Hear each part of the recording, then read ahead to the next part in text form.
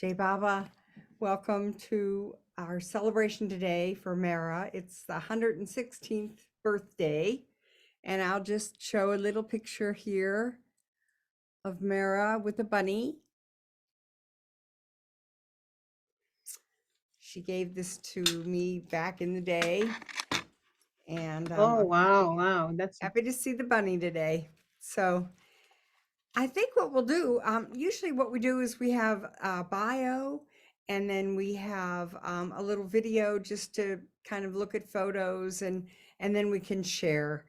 Yesterday they had a wonderful celebration, so if you didn't get a chance to be there, of Mehera. Musically, Kathy Riley did an exquisite job with her songs, and there were other people that shared from very intimate places and stories about Mehera. So I just wanted to let you guys know that's out there to be seen. And I welcome everyone that's here today.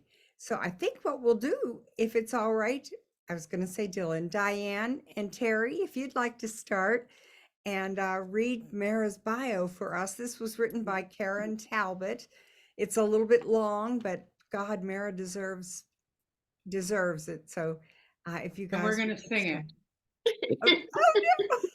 Oh, no. Yeah. yeah, Diane, yes. The front cover, though, I just wanted you to see. Oh, beautiful. Che Yeah. Baba. Really beautiful.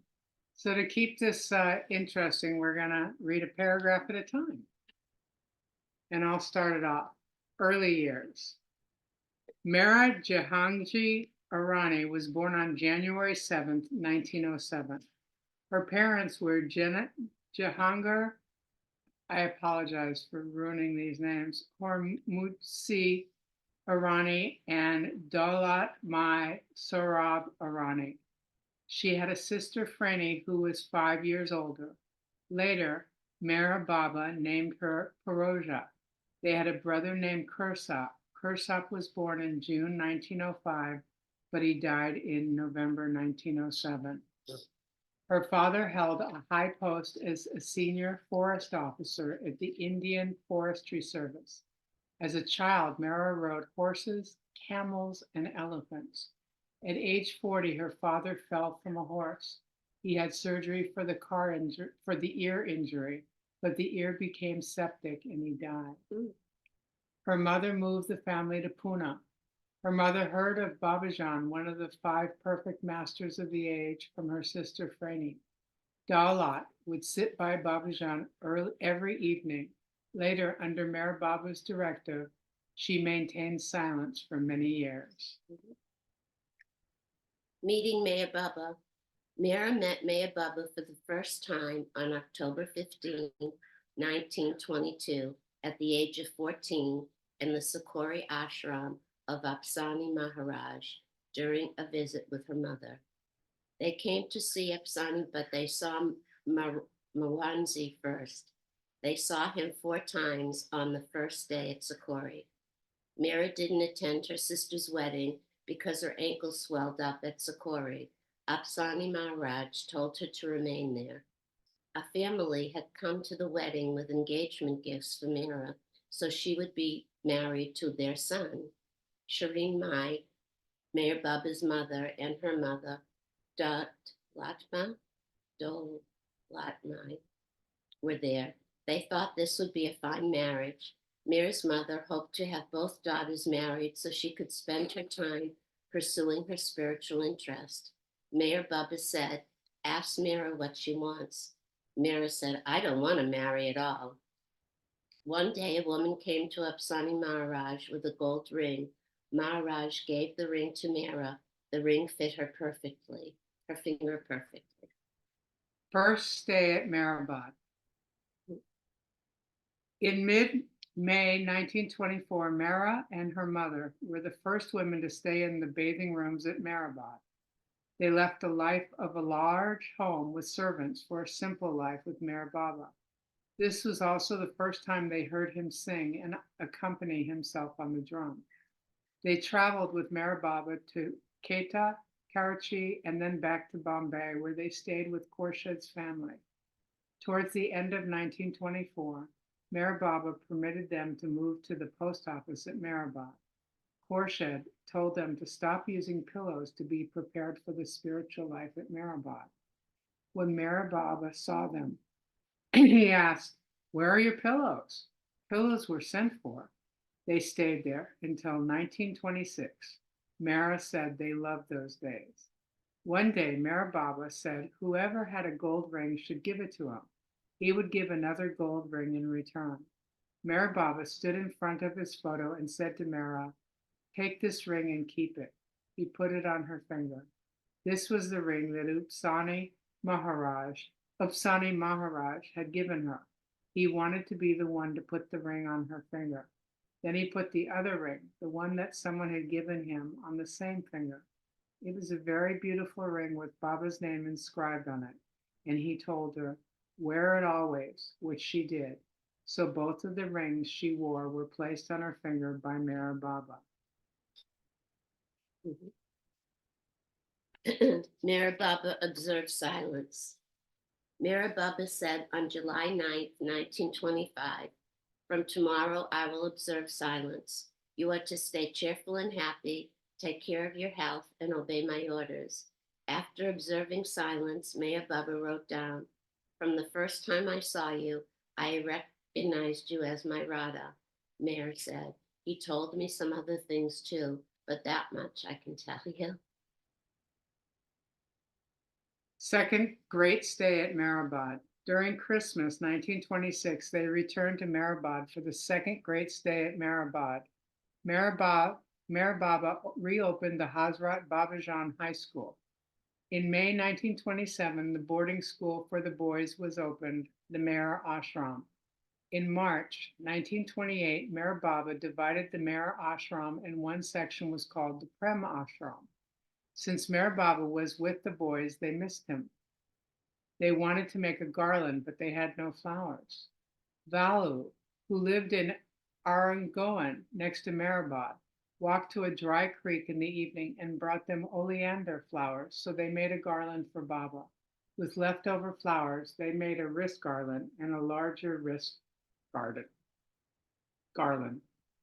The 1930s. During September 1931, Meher Baba began his travels to the West. Between 1931 and 1937, Meher Baba took 10 trips to the West. The women would put on plays for him when he returned. Early in 1933, several of the Western women came to India and stayed in the old water tank. Mehera remained cloistered. Around 1935, Mehera would trim his fingernails, braid his hair, and trim his mustache. The first time she learned to trim his mustache, one side was longer than the other. Then the other side was longer than that side. In time, she learned to do it correctly. Mehera saved his hairs, fingernails, and mustache trimmings. One day at Meherazad, Baba found some wild flowers in the grass. He picked a few and tied them up with a blade of grass. Meher Baba gave them to Valu to give to Mehera with the message, "Give these to Mehera and tell her that these are wild flowers from Meher Baba loves best, all the wild flowers Meher Baba loves best."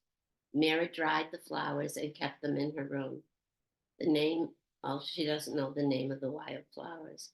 At the end of July 1937, Meher Baba brought Mehera and the other Eastern women to France.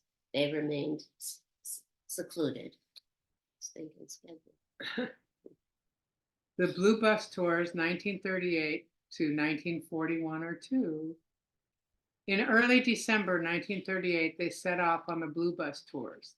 The women were no longer cloistered and were able to sightsee.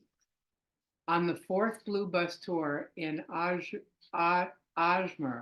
Kitty Davy learned of a European woman who was returning to England and was selling her piano. Kitty, an accomplished piano teacher, asked Meher Baba if they could purchase the piano. He agreed. Back at Meherazad, Kitty gave Mehera piano lessons every 4 days. One day she played "Do Ye Ken John Peel" for him. He was very pleased with it. Then Kitty taught her a page of the Blue Danube Waltz. On the fifth Blue Bus Tour, they came to a beautiful beach. Margaret Crass taught them to swim. Margaret said that because Mehera's focus was on pleasing Meher Baba, she was able to learn to swim. Meherazad, the 1940s. In April 1944, Meher Baba brought Mehera, Mani, Mehru, and Margaret to stay at Meherazad for the first time. Mehera loved the trees. At Meherazad, Meher Baba told her to start a garden. He took the women for walks and they gathered pretty rocks, which became little flower beds. In 1948, the mason used them for the foundation of the house. Mehera said, later when we were living at Meherazad and the garden was established, Meher Baba admired it and told me how beautiful the colors of the flowers were. Baba, I said, it's very difficult to garden here. We don't have good soil and there's hardly any water. That's why I appreciate it, Baba replied, because you put so much work into it and you do it with love. I appreciate that, and that is why I love it. That pleases me. Later, Meher Baba asked her how she would like the house to be built. While the house was being built, they stayed at Dr. Goa's father's house in Abinega. He told Mehera to suggest alterations and additions. The upper floor was added with an outside staircase. There was an effort to keep cooler breezes in the house. During their many travels, Mehera gathered plans from many different regions in India for the Meherazad garden. The New Life, 1949 to 1952. In mid-August 1948, Meher Baba brought the women to the East Room to discuss the New Life. The 4 women he chose to accompany him on the New Life were Mehera, Mani, Mehru, and Dr. Gohar. Of the New Life, Mehera said, it was a bit uncomfortable, but we were quite happy about it because Meher Baba was with us, and that was what was most important to us. That was just what he wanted.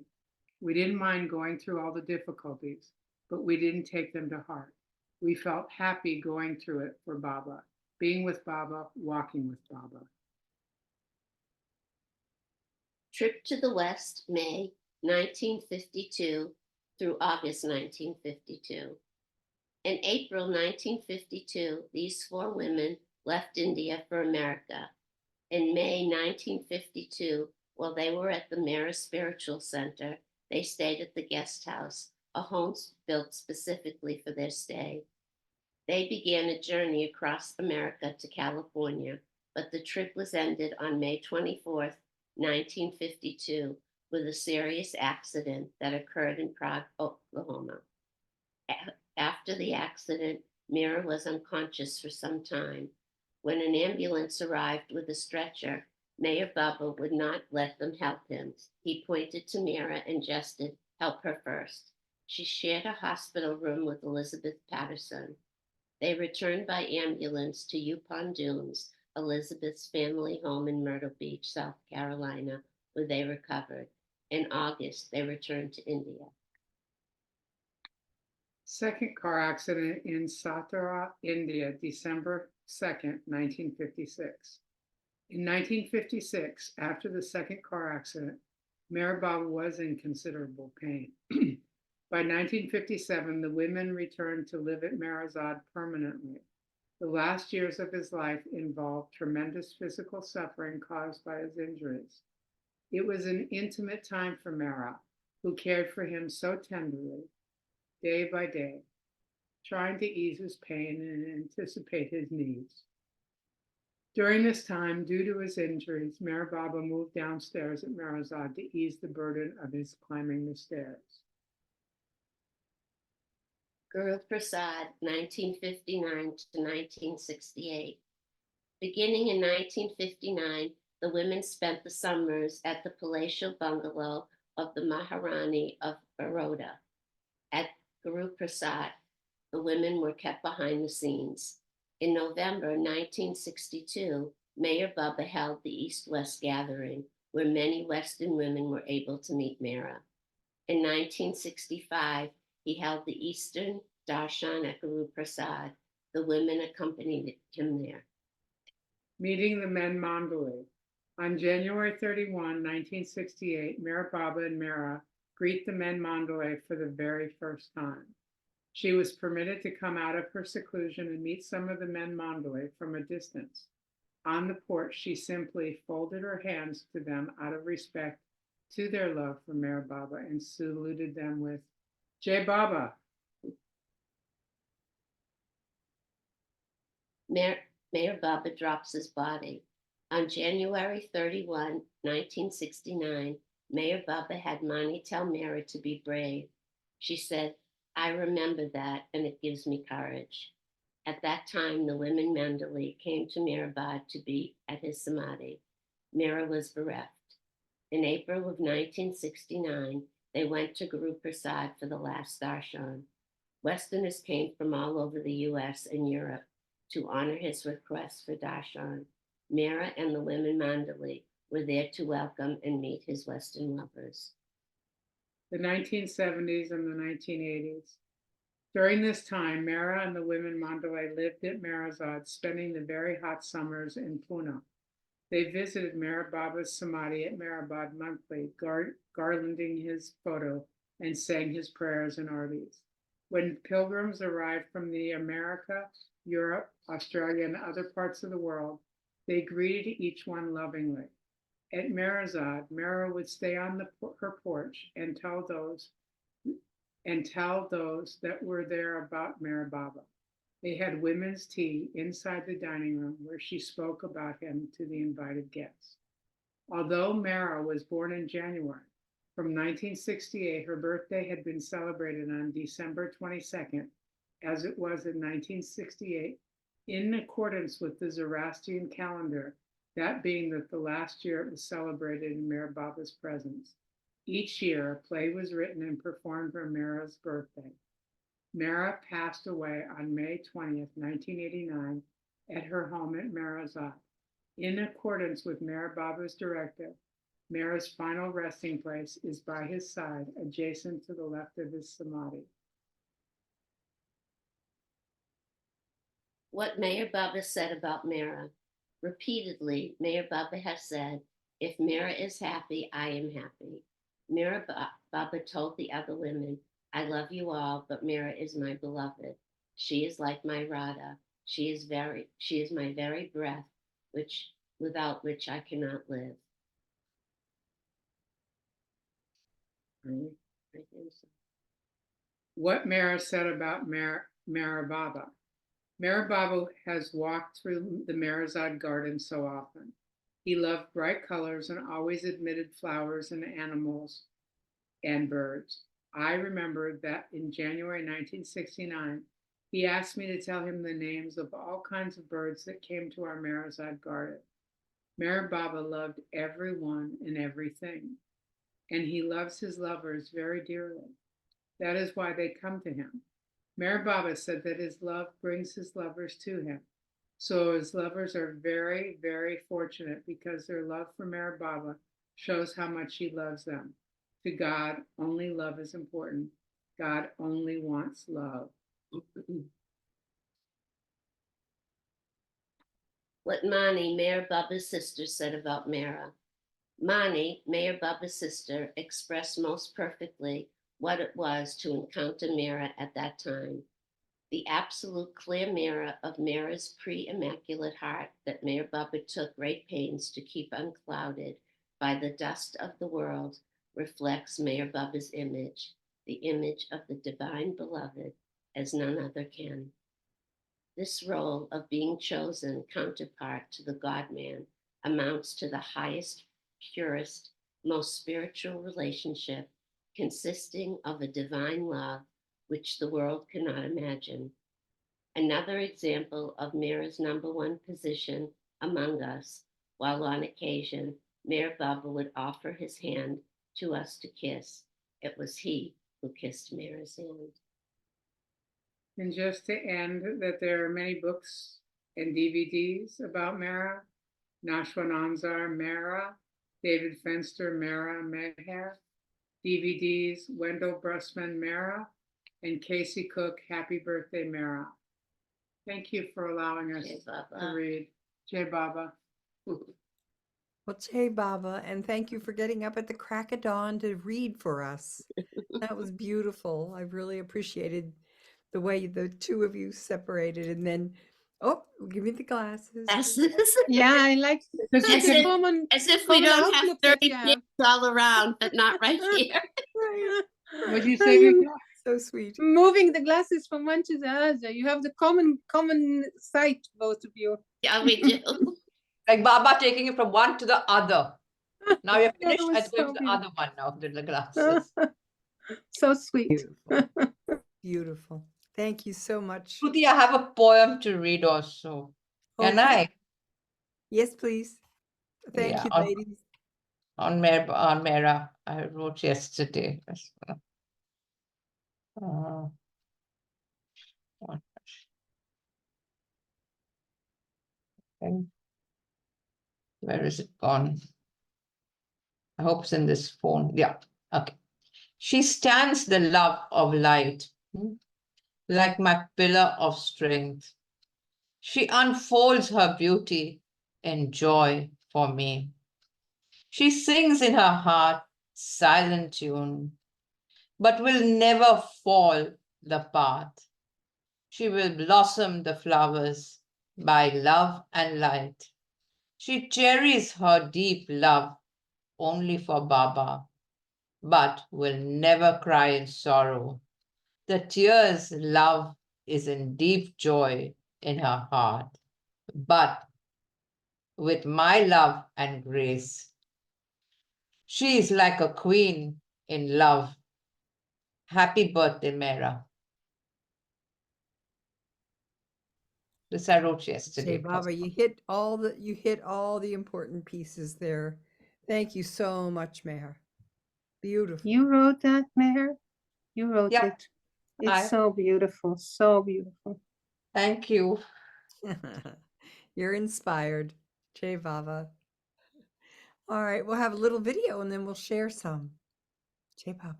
Good evening, everyone.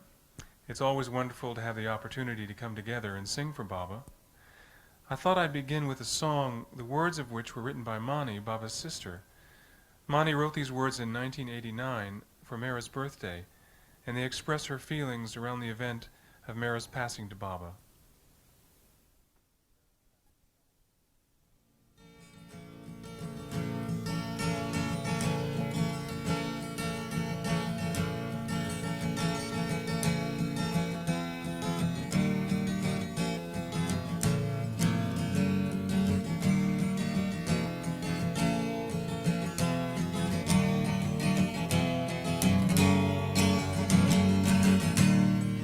Oh, to the glory of love, sing, oh, sing to the glory of love.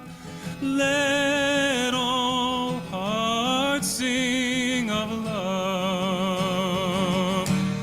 Oh, to the glory of love, sing, oh, sing to the glory of love. Let all hearts sing of love. Sing of love to the glory of love. To reflect, dear Mehera, your supreme joy. We learn from the flowers and the trees, and from the birds in your Meherazad garden, who sing with every breeze.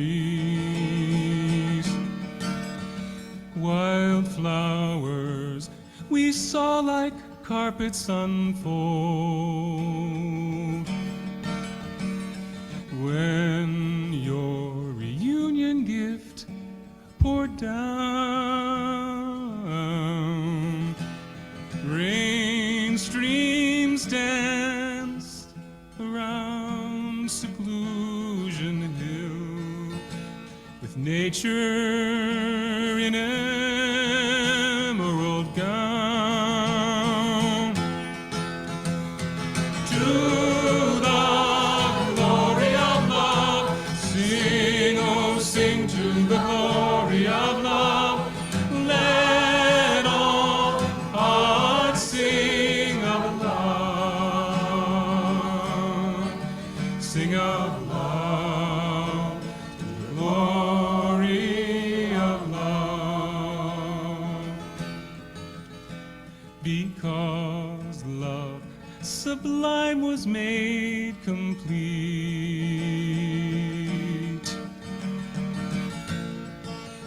when he welcomed you to his world. Now we hear the thunder of his name all around, and the power of God is unfurled. Now we are out in the open,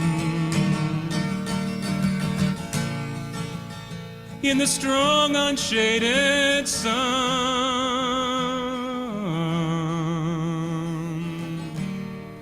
The wings of good fortune protect us, for the love of our beloved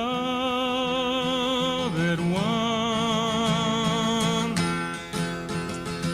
To the glory of love, sing, oh sing to the glory of love. Let all hearts sing of love, sing of love, to the glory of love. Today we celebrate your ecstasy, born from separation's pain, beloved and beloved now are one, and it's earth's immeasurable gain. Bless us, sweet Mehera, that we may be with him. Every step of our remaining way, in all that we do and say and think, may we remember him night and day. To the glory of love, sing, oh sing to the glory of love.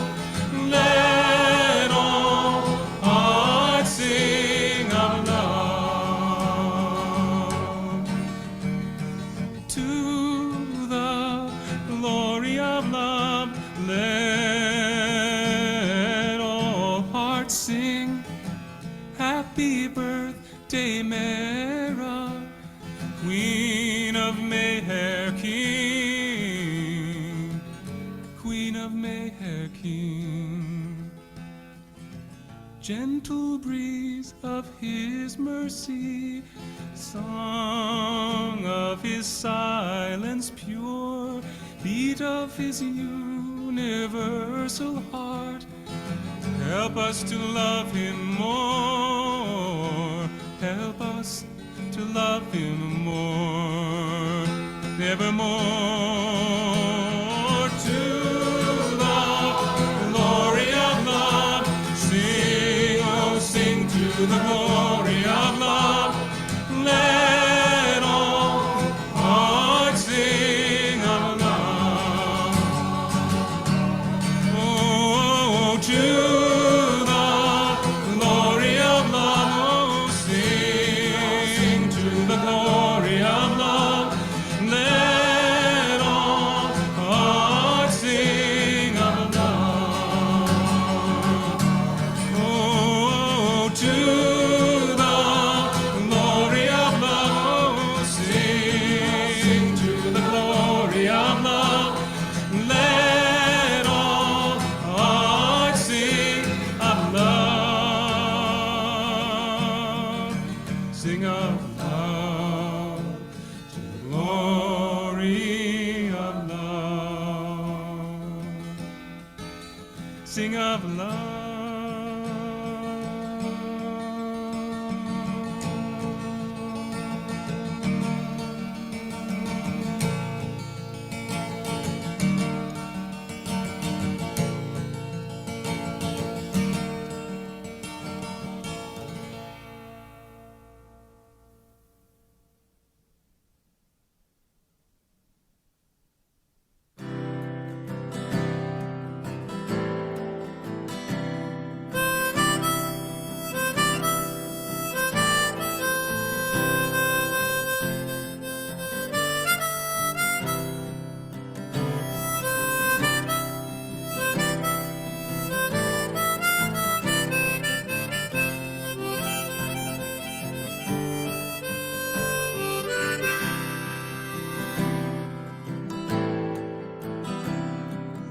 Mehera, in what manner do you love him?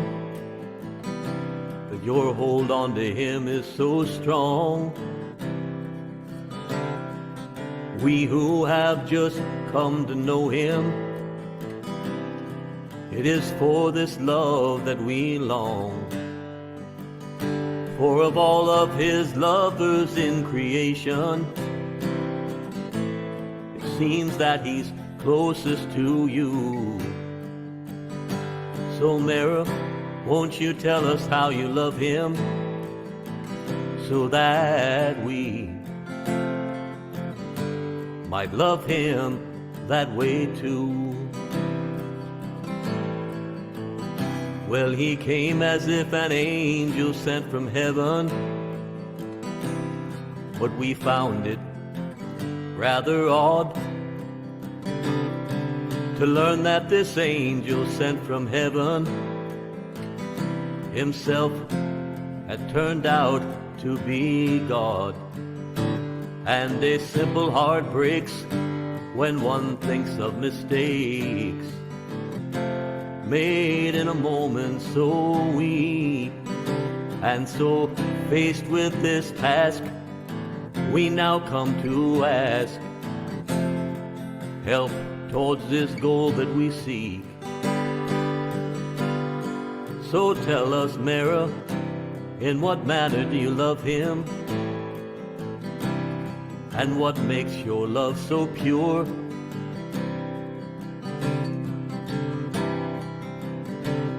That there is no hardship or suffering for him that you would not endure. We who have never been with him still long for a love so true. So Mehera, won't you tell us how you love him, so that we might love him that way too.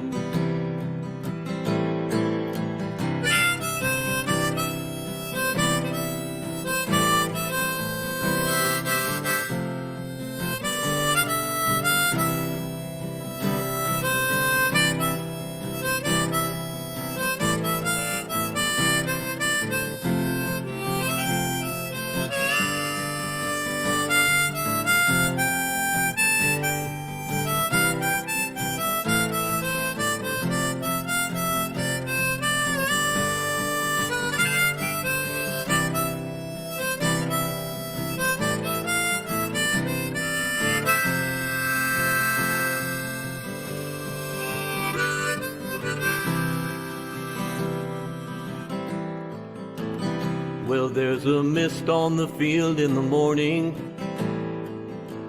but the sun comes to burn it all off. Just as the mist of our clouded imaginations is removed by the warmth of his love. And we see all around his love shining down direct from the heavens above. And we grow close, but yet as close as we get, we never can get close enough. So tell us, Mehera, in what manner do you love him? Though really, it's not hard to tell, for we see it when you look at his picture. Your eyes seem to show us so well. And though it might be rude of us asking, really what else could we do? For Mehera, if we knew how you love him, then we might love him that way too.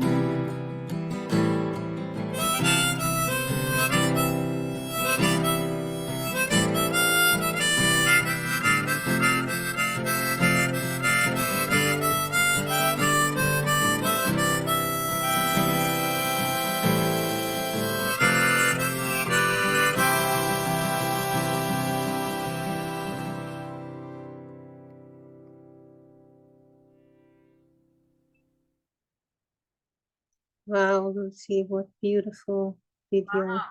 Ruth, you're Amazing. amazing. Yes. This is such a gift, Ruthie, such a gift.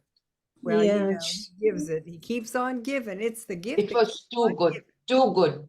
It was so good that I think it's the first time I took Mehera in a more profound way than ever. And I've seen so many things on her. I can't thank you enough. You just really filled my heart. And I felt like crying seeing it. Just some tears were coming in my eyes, but I couldn't. and the beauty coming out of her. Wow. Mm. Wow. I have to say that your reading was so beautiful, and you read the portion about the rings that Mehera wore. And did you see them? There Did was you a see them? picture There was with a the- picture with I the two. did. Well, there's a whole story for me around that. When I first met Mehera, for some reason, the first thing I thought of was those rings, and we hugged, and I said, "Oh, Mehera, your rings are beautiful. Where did they come from? Did Baba give those to you?" And she said, "Oh, well, I'll tell you the story, but if people start coming on the porch, I'll stop. It's kind of an intimate story." So that's exactly what happened. She started to mention how she was with Upasnima, and then people started coming on the porch, and she stopped. So when it was time to leave the porch, you know, a while late, 45 minutes later, whatever it was for her to have lunch, she whispered in my ear, "Come back here at 3:45 and I'll tell you the story." Well, I thought, you know, I don't know, I was so, what can I say? You know, I was blown away to be there. And instead of 3:45, I thought she meant 4:15 or something. I had it all messed up. And one of the Casey came running up to me, sitting on the veranda, and said, "Mehera's been waiting for you. And this is the time that she sleeps, and you're keeping her up." And she's, you know, and it was like, oh my God. So I, you know, chased back over to the porch where Mehera was, and she asked me to come back another day. So we made arrangements for me to come back, and I did go back, and she had prepared a little snack for me of some of the fruits that are native to India. You know, I mean, it was just, she was mindful that I was diabetic and that I couldn't eat cake or cookies. So she made a little fruit plate for me and gave me some photos of Bob and some things, you know, pieces. And she never told me the story. It was like, I blew my chance. So you're reading it today just brought that back. You know, she wrote it, someone had wrote it down at some point. So the story came out how she received those 2 rings. So I always think about that because it offered me another chance to be with her. And that was pretty cool. Anyway, enough talking. So thank you again, ladies. And thank you, Baba, for Mehera and for our opportunity to see Mehera, in what manner do you love him? That song just says a lot. So I guess we're all trying to learn how to love Baba more and more each day. And, you know, I was looking at some of the pictures of Mehera, and it almost looked like, you know, she would have this smile and this look on her face. And when she was a little bit older, and it was like, she worked hard. I mean, or maybe it wasn't hard, but she knew the secret. And there were photos that just kind of brought that to me. It was like, oh, look, you just got the secret. So anyway, I'll stop talking and open it up. I'm sure there are others that have stories about how they perceive Mehera, or if they met her, what particular thing might have been close to their heart that they might want to share.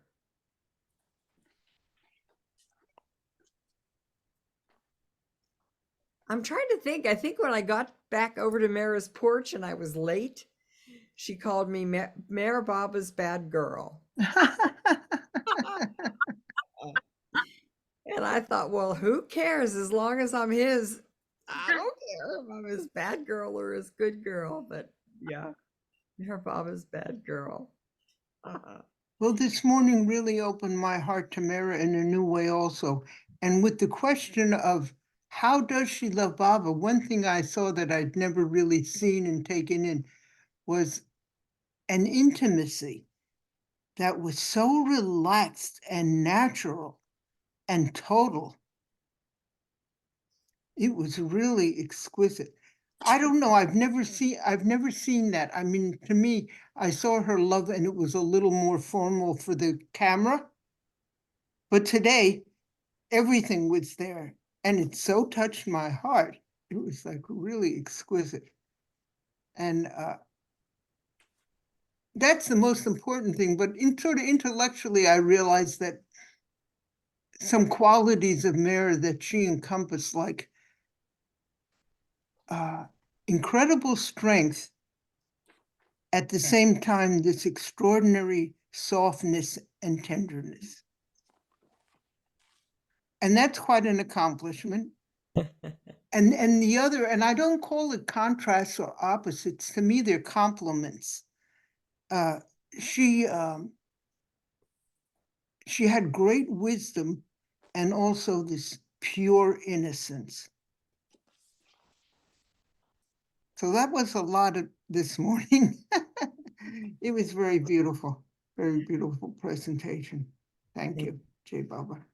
Jai Baba, Rosa. Thank you for sharing it. Well, Joy has her hand up. Jai Baba, Joy, good morning. Hey, Meher Baba. Oh, somebody else had their hand up before me, by the way, in case Well, you put it down, so okay. Mhm. Okay, sorry. I never met Mehera. In 1989, I was in a spiritual kind of lull between this path. I didn't really think, but I was traveling and I was thinking I'm going up the East Coast to meet a significant other, moving out of Tallahassee. So everything was packed in my car. And a Baba lover who I knew told me he wanted me to go to the center. And I had thought about it anyway, because I knew it was around there. And he dropped me off, and it was the week that Mehera passed, the same week. And I went to the center, and the Gateway was very kind to me. I had a cat with me and they took care of the cat even, so I could have a tour. It's like, I don't see that happening these days, but they said, oh, we want to pet your cat. Here's some milk. And they put him under the porch. So when I took the tour and I was shown the dining room, I sat down and I saw this big green book and I started reading it. And all I could hear around me was Mehera, Mehera, Mehera, Mehera. I didn't know what people were talking about. But that's all I heard. Mehera, Mehera, Mehera, Mehera. And I thought it was propitious that I should land at the center for my first time in the same week of Mehera's death. I don't know the exact day.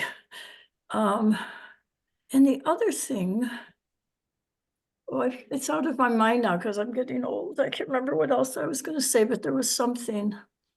Joy. Yeah, it usually comes back pretty quick. What was it?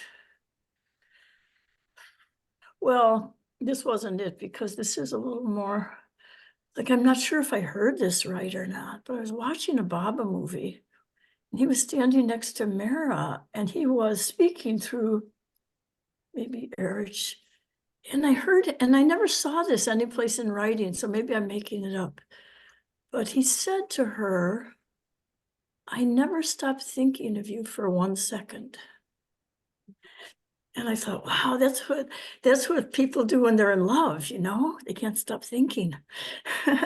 And I kind of I was in the movie and I looked around and I thought, I've never heard that before, that Baba would say that.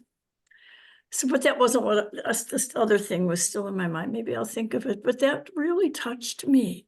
And I never stopped thinking of you for 1 second. That's it. All right, Joy. Jay Baba, if you think of the other thing, we're here. Jill, good morning. Jay Baba. Good morning. Can everybody hear me? Yes.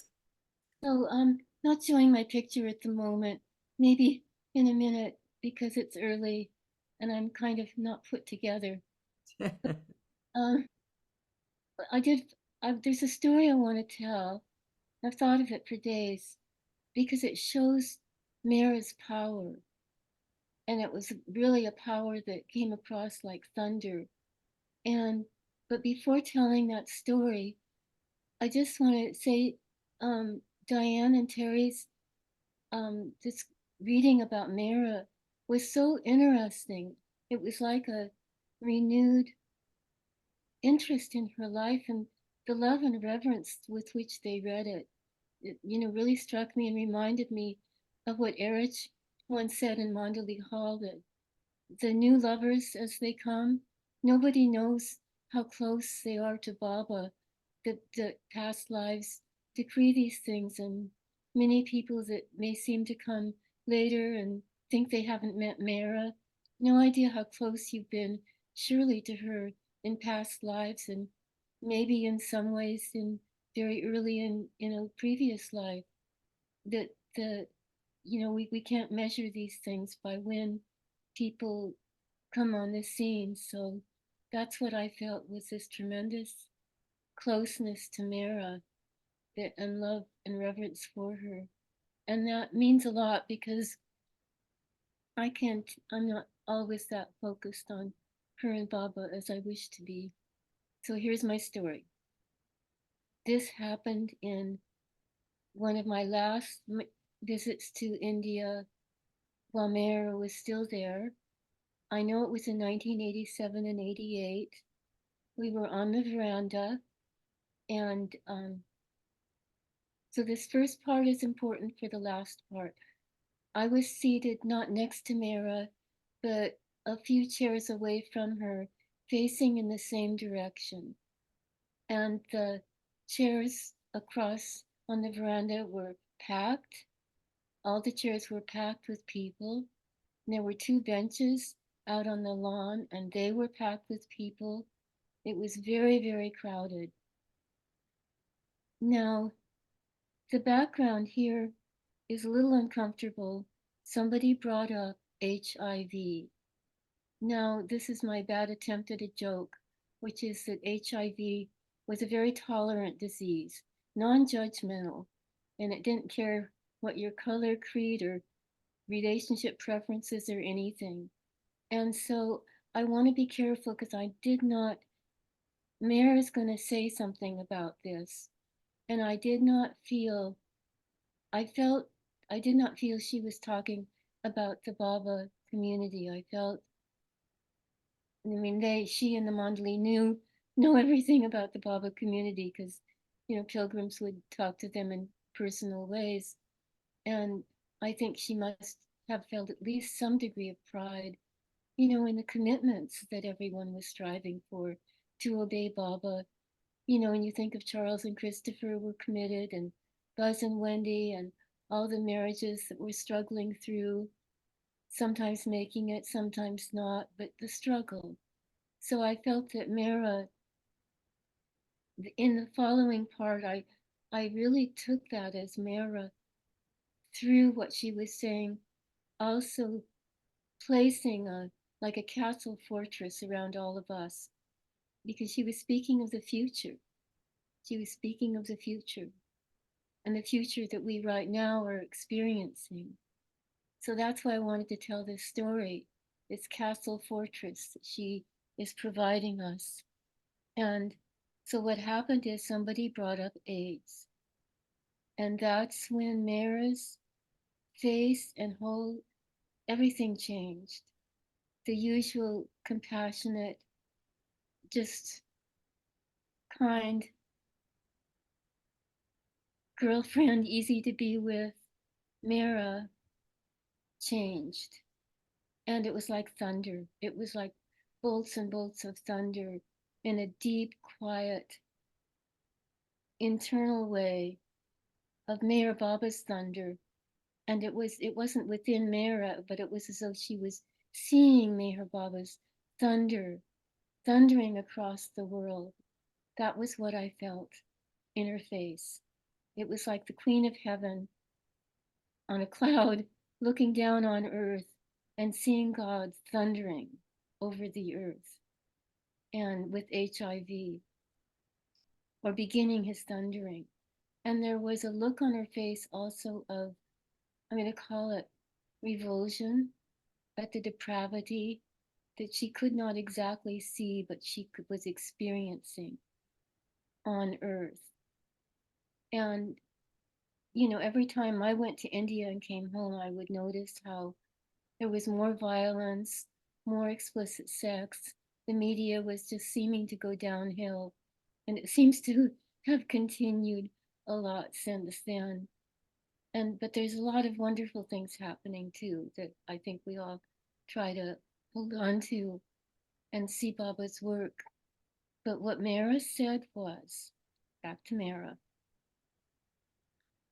was, so somebody brought up AIDS, HIV, and she said, and with this look on her face and this thunderous power of Baba coming through, as though she was seeing it, she said, this is happening because humanity is no longer trying to hold on to God's truth and pureness and beauty.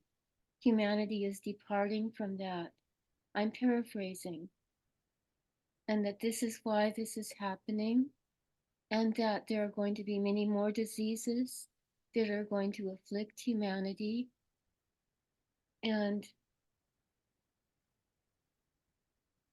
that, humanity is going to have to learn to place beloved Baba's will and wish first. And I felt as she said that, we all did, it was going to be a long, darkish journey ahead. So then, in an attempt to raise the mood, somebody said, but Mehera, there's so many people here today. Isn't it wonderful? You're going to have to put more benches out next year as more and more pilgrims come to be with you. And this was 1987, 87 or 88. And in a year, she would leave us. And Mehera shook her head and she said, no, there won't be any more benches needed in the future. And she said, there will come a day, a time, when no pilgrims will be coming here, and this will be empty. And I wonder if that was COVID, the COVID era. Hopefully it's over with. So those were Mehera's predictions, and they sound very dark. But all of us with Mehera, as she said them, it just felt there was her beauty and her pureness and Baba's power around her. I did experience it, and I did think of it, was like, wow, because of her saying this, it's like a castle fortress that she's got in place for all of us in the future. So that's the story I wanted to tell. If others were there at the time and they see it differently, they may see it even better, that's just a personal take on something that happened that was one of the most momentous experiences I had with Mehera. Thank you, Jill. Thank you. Jai Baba. Yeah, I mean,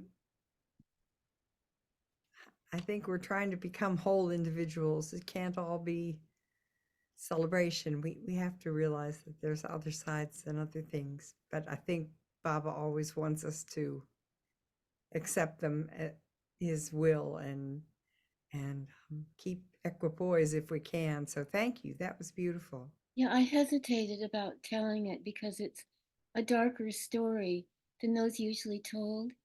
But I thought of it for days, and I'd ask Baba, and I felt, he wants the balance. Yeah, We need thank to you. see all sides. So Yeah, I've told him. that provides it. Thank you. Thank you. Jai Baba. Robert? Jai Baba, good morning. Yes, good morning, Jay Baba. Well, I'm glad to have discovered you guys. I didn't know that there was a Baba Zoom. I just Googled it this morning and I said, whoa, the Rumble, you guys got a full schedule ongoing for, every day. Oh my goodness. So I'm so grateful for that. I just, to be honest, I've never met Meher. I've been involved. I've followed Baba off and on over the past 50 years. I first heard of Baba. I don't know if any of you know of a man called Hugh McClanahan. Hugh McClanahan, I think his last name was. He's passed away.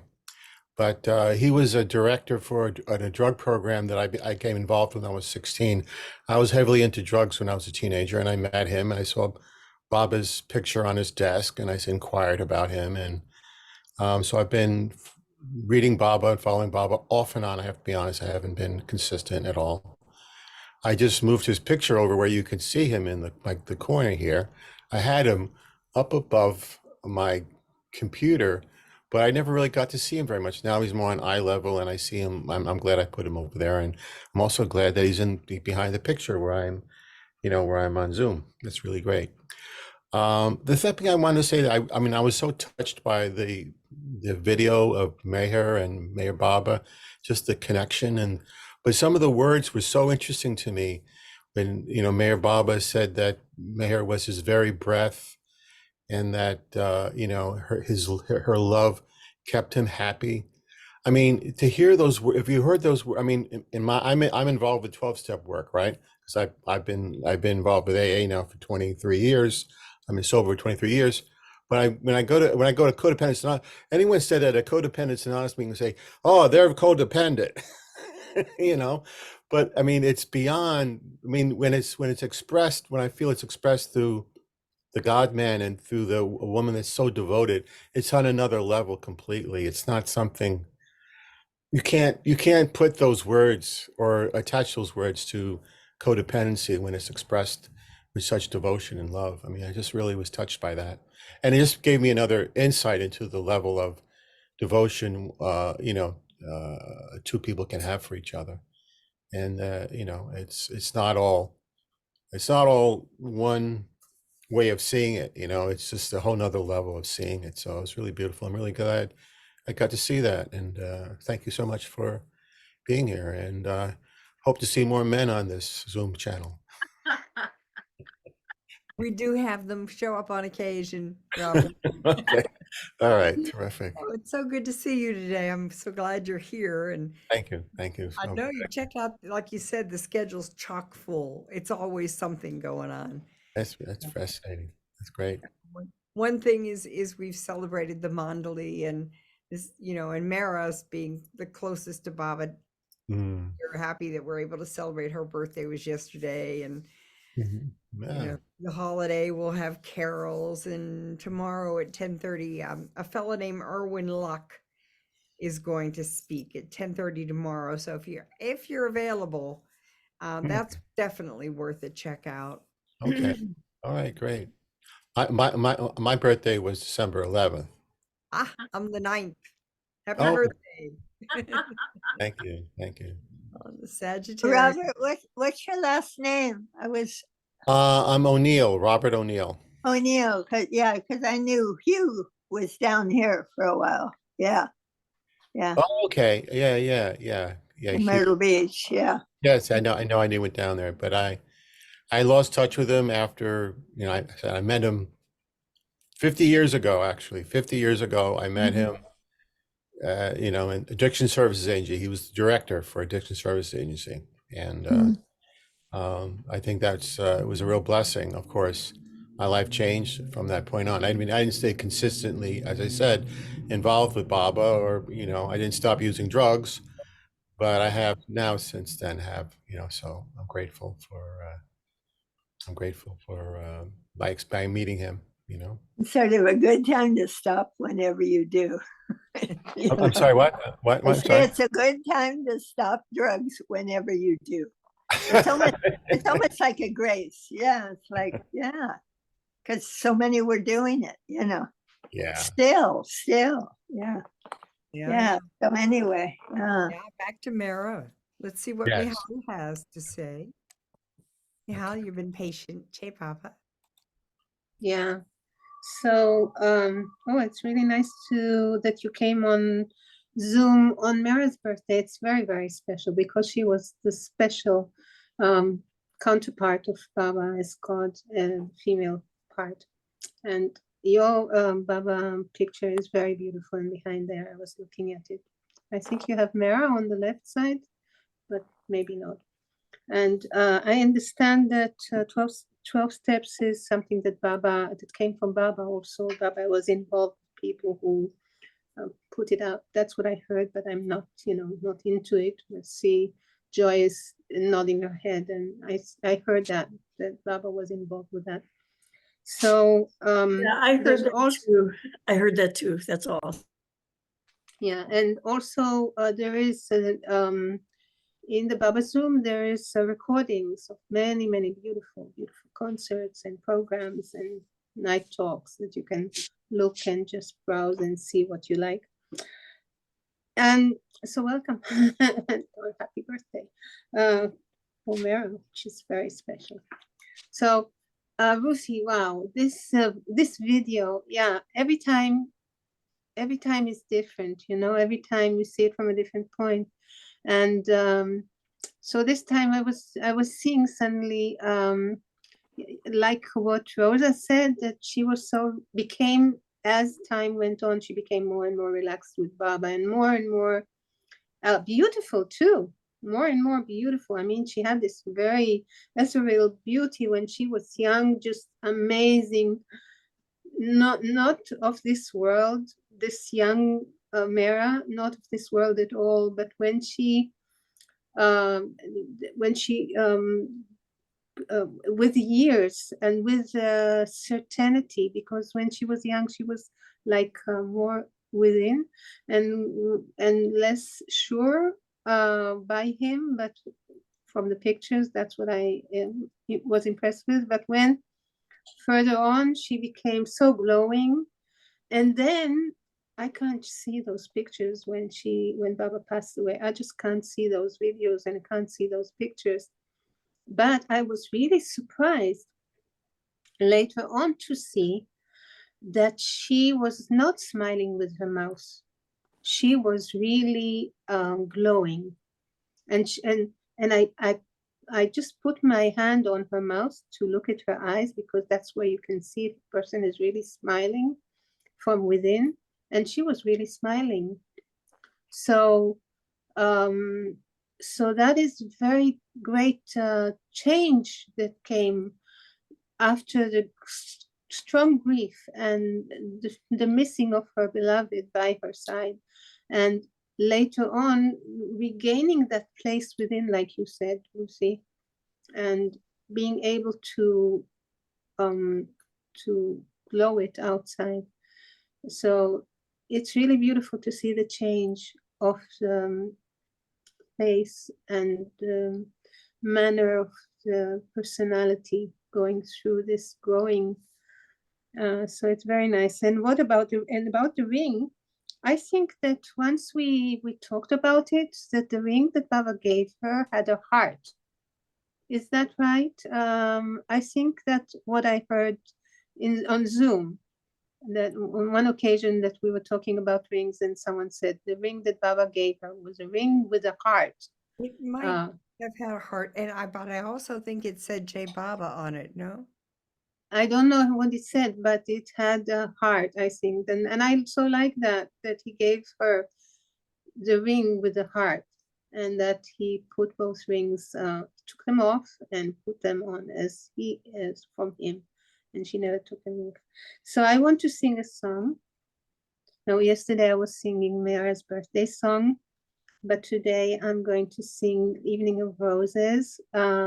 So it's the song is the music, the melody comes from something that was on the hit parade in the 1957, and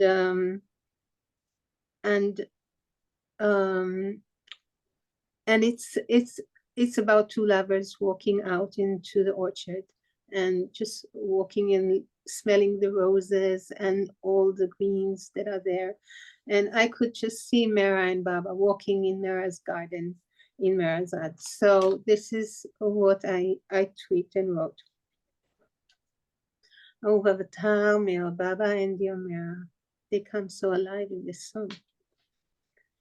ערב של שושנים, נצאנה אל הגינה, כמו בסמים וריח ורדים, את מהר ומהרה עוטפים. ערב של שושנים, רוזס שושנים, נצאנה אל הגינה, כמו בסמים וריח ורדים, את מהר ומהרה עוטפים.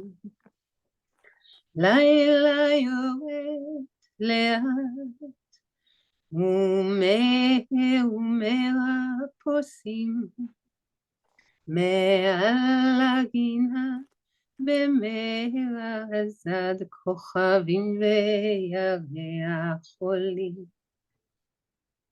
לילה זמיר שר, העצים בעלת נעים, מהר ומהרה בהתמהמה, בגינה פוסעים.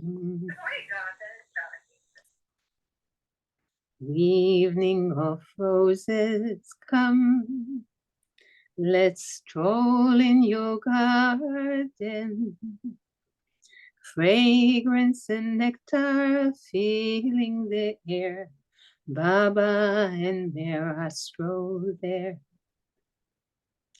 Evening of roses come, let's stroll in your garden, fragrance and nectar filling the air, Baba and Mehera stroll there. Velvet night gently comes as Meher and Mehera stroll up in the Meherazad sky above, the stars and the moon aglow. Night and the nightingale sings, the trees gently sway and dance. Meher and Mehera silently walk in Mehera's garden side by side. Laila Zamir, Zamir is nightingale. Aitzim bahalatnaim,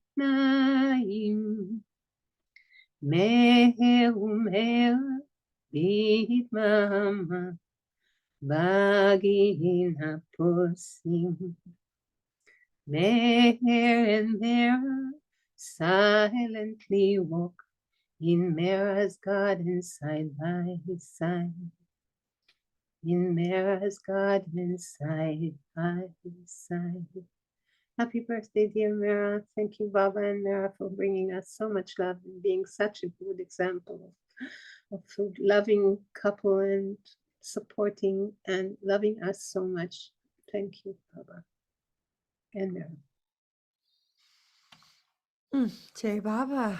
Beautiful, Mihal, as always. Thank you. Rosalie? Jai Baba. Joy, I'm going to pick her first because she hasn't spoken yet. Doesn't Joey go ahead and share because she has it on her mind? Yeah, I'll share after. I'll share. Okay. Okay, Yeah. Joy, you want to go ahead? Rosalie said. Okay, just a few things popped into my mind. One being how Baba works, keeping Mehera home from that wedding when she was really young. I think it was her sister's wedding even. Her knee was all swollen, you know, and as soon as the wedding was over, her leg was fine again. It was like, oh my God, you know. The other one was the one I had forgotten from before, that is kind of makes me chuckle, is that when Baba would say to the women mandali, when they were trying to maybe get something out of him or try to do something, Baba, can we do this? No.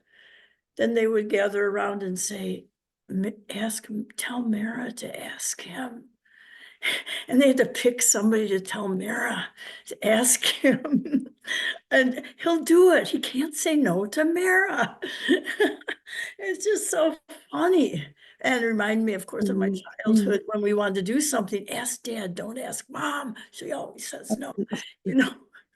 So it was like the fact that the God man was telling them no. And then they said, tell Mehera to ask him. Anyway, I love that. I'm done. Thank you, Jai Baba. Rosalie? Jai Baba. Yeah. Mehera was my absolute favorite. And what I would say is, because even other totally beautiful mandali, Mani, Erich, on and on, to me, they had personalities, and I didn't feel personality from Mehera. I felt I consider her like the female side of Baba, female side of God. No question in my mind. And I didn't think of it at the time, but all I knew is I'd rather be with her than anybody on earth.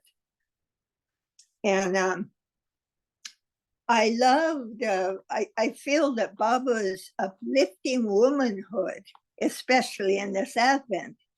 And in the so-called accident in Oklahoma,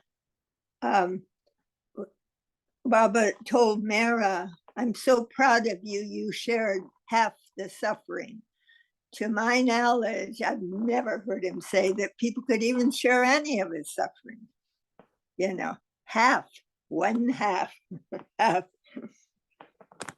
And so for me, that confirms it. And, you know,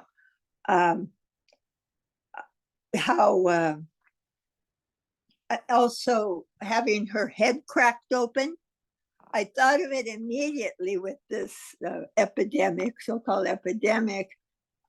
Your head is your corona. It's the corona. And I thought of it immediately. I thought, wow, Mehera had it cracked open. I wanted to show, if you can frame me, I'll show this picture I like, because it shows that mark. I can't see. Yeah, I love, you see? Mehera used to put makeup on it, you know, to cover it. But, and there she is with Mani. I love this picture. Larry Karish took it, and I just think she's that beautiful inward Mehera.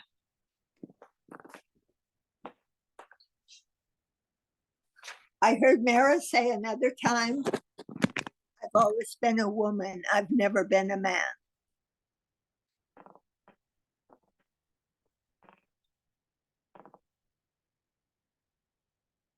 Mehera, I would always try to sit, even in India. There were no good seats to sit on, let's face it. You know, I mean, it's like, we're in Pleasure City in this country, but I'd sit on this little hard bench so I could sit by her. And she, I always, I remember sitting in the Pilgrim Center, and this man happened to be from Canada, and he was saying how haggard Mehera looked. And I went, were we on the same porch that day? She was so beautiful. For me, she was just so beautiful, you know, and I felt sorry for him. I just felt sorry. And I know different men will be unnerved to be around her, you know, because whatever. And knowing how Baba felt about her, you know,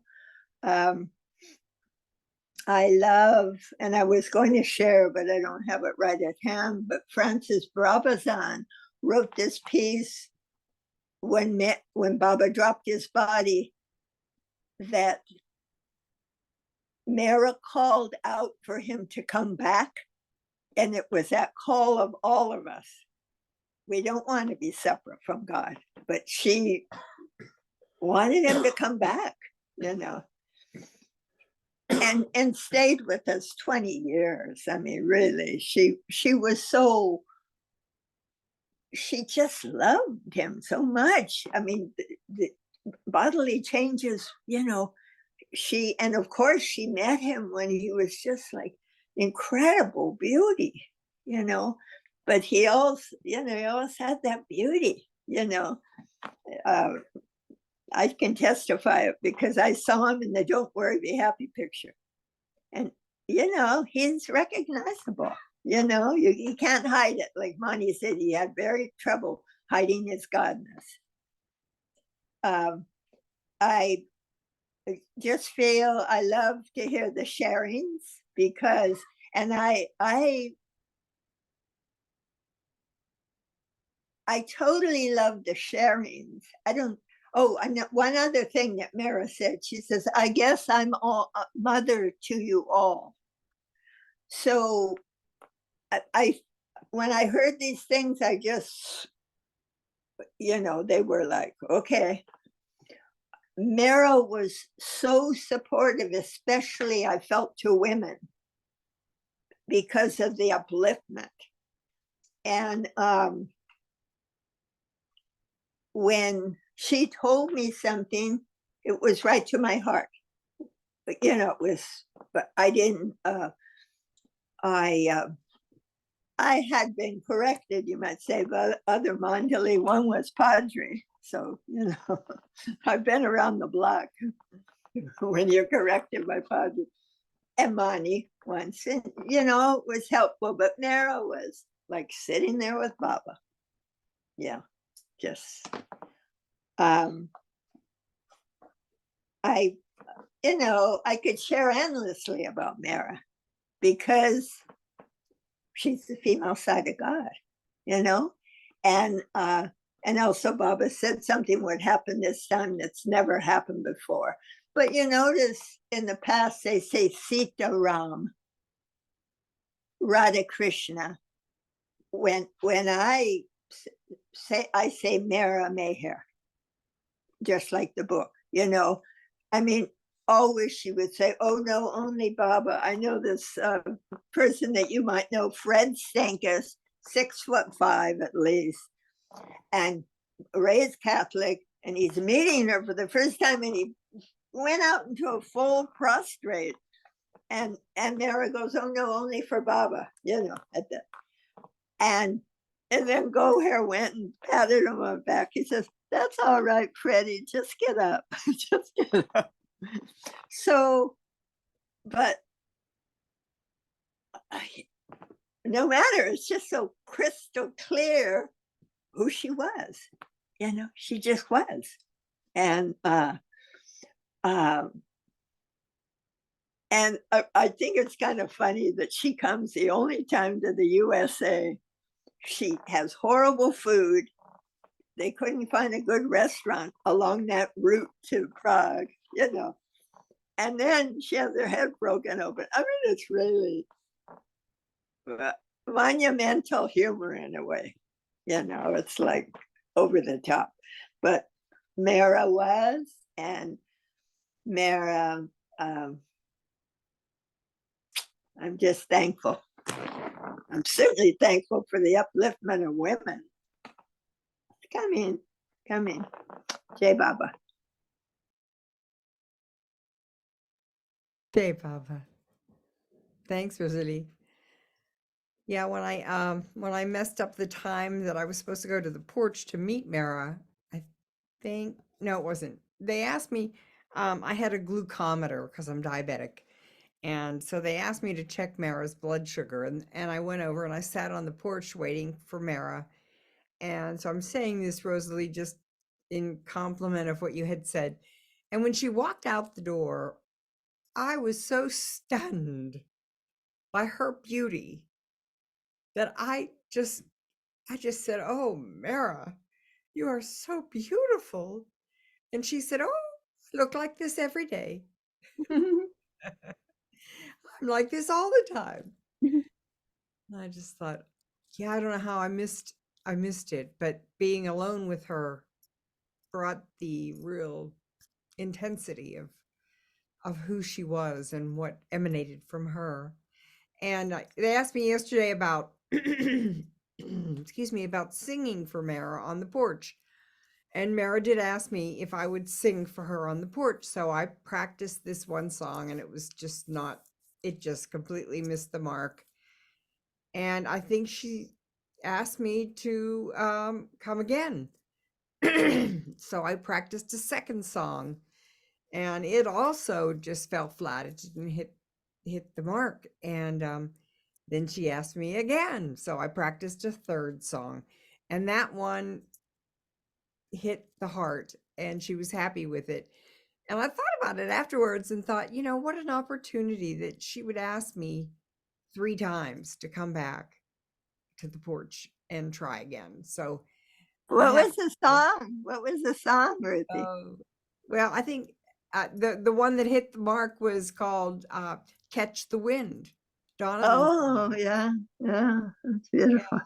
Yeah. I mean, I know that when I sing it, it touches me and it touches my heart. So yeah, it came through. But anyway, I just wanted to share that, and just how grateful I was that, you know, for these things that you would think, oh, you made a big mistake by missing the time, but then I got to see her again. So I got like 2 times to see her, and then 3 times with the song thing. So yeah, it was really beautiful to get these opportunities. When I thought they were failures, they were really successes. They were gifts. She wanted to see you, and yeah, we can understand that. We love you. Baba's bad girl. Yeah, very bad.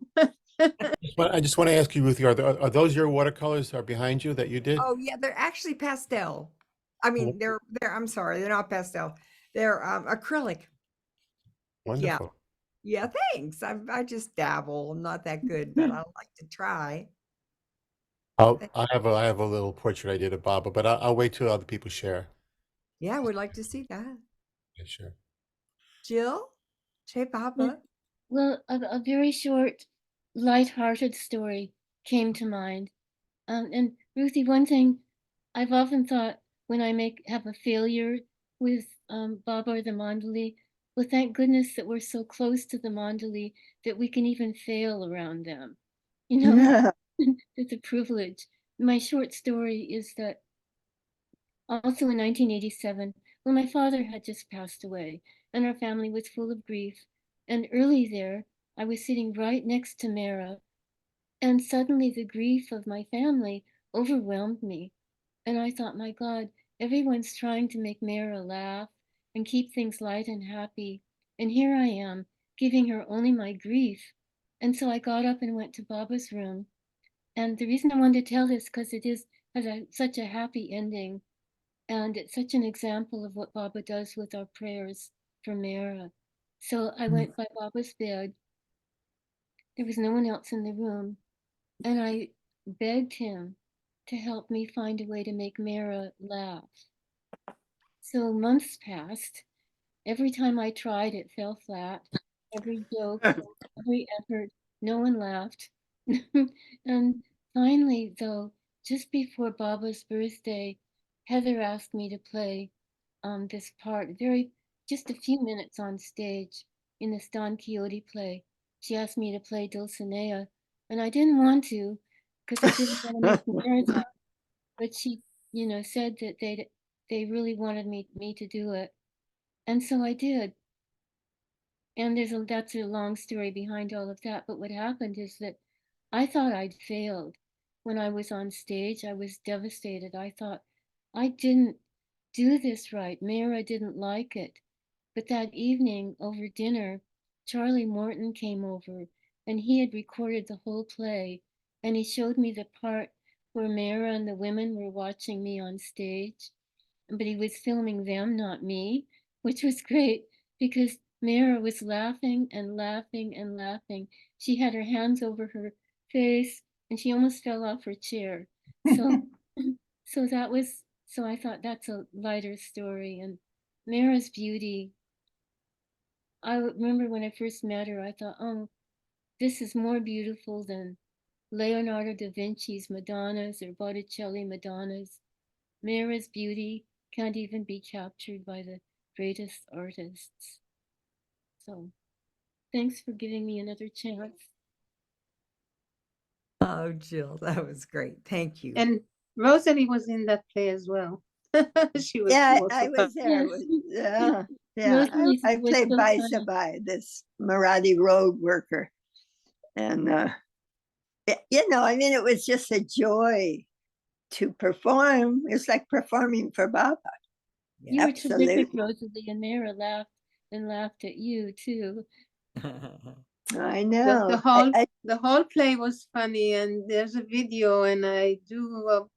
You should all try to find that video, because the whole play is just hilarious. What's the name of the video? I think I Don have. Quixote. Don Quixote. Jill, Don say the name. Yeah. Don What is Quixote. it? Don Don Quixote. Quixote? Don Quixote. That's that Yeah, Don famous. Quixote. Yeah. Yeah, well, Jill, you're Dulcinea for me from now on. Yeah. It's one of my Dear. favorite songs. I swear, it's one of my favorite songs. Oh dear, I can't live up to it, but there we are. There You we were are. wonderful there, very wonderful. And so was Rosalie. I think I have that clip. Maybe we should schedule it. Put it on the Oh sheet. yes, that's Yeah. a good idea. On the Just docket. send it, Absolutely. send the link. It's a rough, it's because it was home movie, but yeah, you get You get the flavor. yeah, you do. Oh, it's beautiful. And the one who played Don Quixote is also, and all the people in the, it's funny. Tim Collins, if anyone Where- knows. Tim Collins. Where's watching the whole thing? All right, we'll put it up. Now, Yeah. Rosa, you had your hand up and then you took it down. Did you want to share? Yeah. I already forgot what Jill said that triggered this about probably pleasing Mehera. But, oh, first I want to say to you, Ruthie, that I love how graciously you accepted what could have been huge ego humiliation. And you really, because Baba does tremendous work on one's ego when that kind of thing happens, especially publicly. So bravo for you, keeping in mind what's really important, not protecting your ego. Yay. The other thing was about, I think Jill said something about doing, well, never mind, I don't want to butcher it, but anyway, during, I think the first of my 2 trips to India, 1987, I was there for Mehera's birthday, but I didn't know that people would be celebrating her birthday with gifts and all sorts of things, so I didn't come prepared. And I thought, well, what would Mehera like? And the idea of going to the bazaar and getting soap or perfume or something seemed absurd, because the only thing that Mehera cared about was Meher Baba. So I said, okay, I'll try to draw a picture of Baba. Now, at that time, I was a clay artist, and I actually had a complex about drawing, and I never painted. I had never picked up a paintbrush. So I took a book that had Baba's photo on the cover, and I did a drawing. And then I thought, I'm going to show this to Casey to get it critiqued so that I can make it, so somebody else can see it, so it can be even better for Mehera. So Casey critiqued it a little bit. She liked what she said. One thing about, oh, don't make Baba's jaw so harsh. Mehera won't like it. So I fixed it because, my goal was to make Mehera happy. So I got invited to one tea, and when it was my turn, and like I said, it was Mehera's birthday, I handed her this picture, and she very casually just says, oh, a natural born artist. And I didn't get the import of this, honestly. And she kissed the picture, and she put it in the seat reserved for Baba at the tea table. And I tell you this because, there's something about divine timing. I didn't start doing Baba art for 20 years, despite this encouragement. But yeah, so I just wanted to touch on that, about really working to please Mehera and Baba. And I don't know, the mystery of divine timing and how things overlay and interact, and then at the right time, things happen. When I started to paint Baba, I had never picked up a paintbrush, and I was on fire for about 6 years. And it was all very mysterious because I didn't have any training. I took one beginner's class where the teacher would never teach. She would show slides, but she wouldn't teach, which I later saw was wonderful, because she later shared that she had attended a workshop once of one of her favorite artists, and for about 9 months after that, all her paintings were off till she realized she had lost her voice, so to speak, through paint. She was so busy trying to be this other artist. So this teacher who didn't teach didn't want anyone to have that experience. So everything was like unadulterated self-expression. And when I sent a picture to Bauji, he commented, oh, painting Baba since the time of Buddha. Well, this was all new to me because the experience, Baba was working on me a lot. I wasn't like channeling a great artist who knew how to paint, which happens with some people. They just decide to paint like Cezanne, and all of a sudden they're painting like Cezanne. No, Baba was working on me, and I had to do a lot of stuff, but it was this incredible gift of the deepest meditation of focusing, especially on Baba's eyes, and then doing something on the canvas and looking at Baba's eyes again and correcting him, Baba's eyes, and Baba's eyes. And the most amazing thing to me, and honestly, I'm not being falsely modest, for the ones, some of them actually have Baba's energy in them. And I do not know, that is one of the greatest alchemical mysteries to me, that a paintbrush and paint and some other energies can have that happen. Because a lot of Baba art is very nice and expressive, but I don't feel Baba's presence in that way. And I didn't want to share any of this, and I was thinking about, why don't I want to share all this? And I realized a part of me is very uncomfortable with all the amazing gifts I've gotten. And I feel like I should hold them close, not share them. And Baba said, no, share them. So I'm sharing them. Because I don't want it to be about me. It's really about what can happen in these divine relationships. And the gift, I especially feel it from Baba all the time, more or less to different degrees, but his love and guidance and protection and provision for all my needs, simple but perfect, is just boundless and endless. I mean, it's not a big trumpet fanfare, it's just, it is. And he is. And I guess we're getting to know that's who we are. Jai Baba.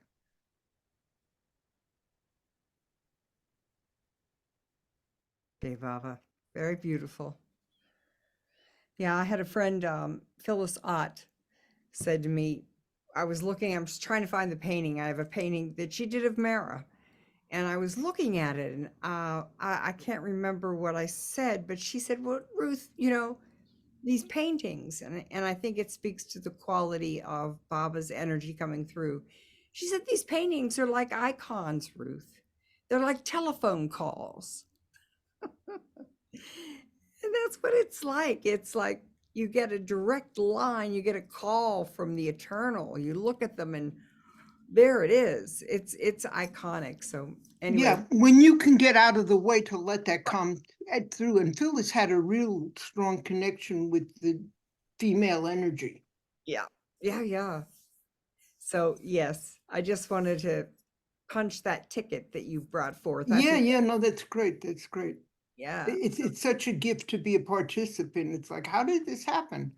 Yeah. But grateful. And then another interesting thing is when it was over, this whole period, I could see that it was coming, and I was just watching it. And in my mind, the picture I got was like of a bar graph, and it started out with like maximum enthusiasm and involvement and engagement, top of the bar, and it went for years, right? And then it started to look like a bell curve. It started to go, and all I could do was watch it, and then it was over. And I knew when I had painted my last Baba portrait. And what was so interesting, which is the point I want to share, is that I felt no remorse, no sadness. And it came to me that I had used up those sanskaras. It was complete. Yes. And it wasn't like I am an artist. It was like, well, that's what my soul did for that time. And now we're in a new phase. Yeah. Well, I'll come back to Betty here. You haven't shared, Betty. Jai Baba, what a great job you did yesterday. I did. I shared. Oh, doesn't it? I guess not. Maybe. Yeah, I thought, well, I'll start with, I wasn't going to I tell this story all the time. I say, because you only have the story you we have our time. I didn't have a lot of time with Mehera. I was there in 87, and then and didn't that was it. So and and I tell this story every time, but but my buddy Rosalie said, tell your story. So, all right, Rosalie. Let me start. I'm noticing how talking about Mehera, about thinking about Mehera, it's like and it's really a women thing. We rise to a level of grace, talking about her, thinking about her. She just brings out in a very natural kind of way, her own beauty and grace just brings that out in all of us, women particularly. When thinking about her and talking about her, she was something. I remember too, I'd forgotten, I signed because my parents are deaf, and I did a little, don't worry, be happy. Mayor Baba loves us all. Just really simple little ditty, but she liked it, and she'd have me do it again, and other mandali too had asked me to do it, so it was kind of my thing. Over there when people would ask me to sing it, and she liked it. And this story that I always tell was what we were new. She didn't know our family, and the backdrop of with my husband and I were having some real problems. So there was a kind of tension throughout. We were only going to stay 3 weeks, but it became obvious that we had to stay longer. We were not gonna. We couldn't go. So bless my husband, he went into town and arranged for us to.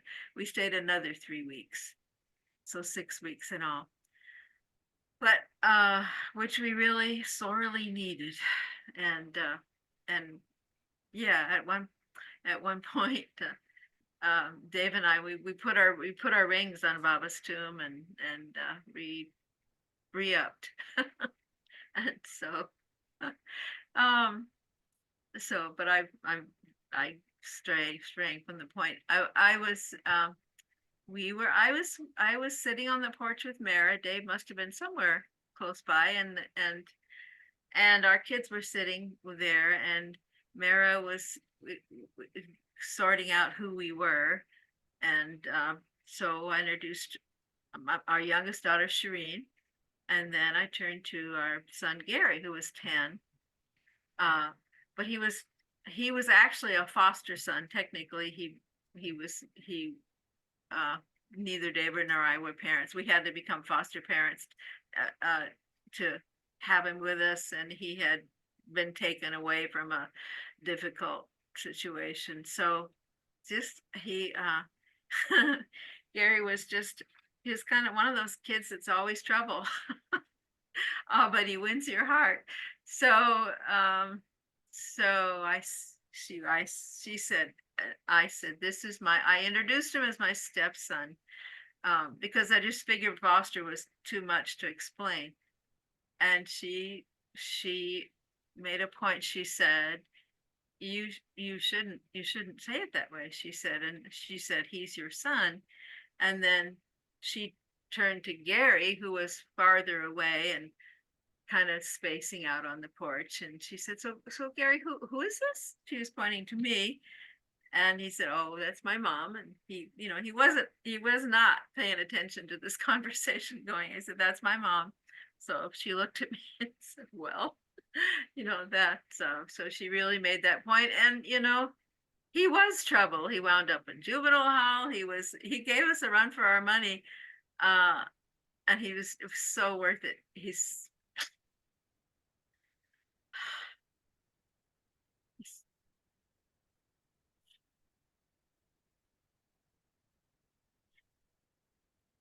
He's a great guy. He's a wonderful, wonderful son. He's gonna be, he's in his 40s. So anyway, that was Gary. and then as long as I'm then and another time, speaking of kids and family and trouble, my we were there a long time, 6 weeks, which was a long time for Western kids who, you know, are used to more entertainment. My kids, particularly Shireen and Gary, would they would go visit the dogs every day. They would start out at Joel and Dolly's. They had 3 puppies, and then they'd go up to Mansari. She had a little dog, Mansa. That was their routine. They would go visit the dogs. And there was also a frog pond that they really liked to hang out at the frog pond. So this day was the day that Mehera was coming, or the women were coming for their, I believe they came every 2 weeks for the special time at RT. And I didn't really get how important that was.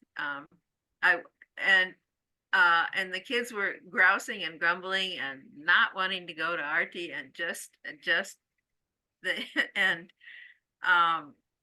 so I finally gave in. I said, "Oh, all right, you stay here, play with the frog, look at and I'll go."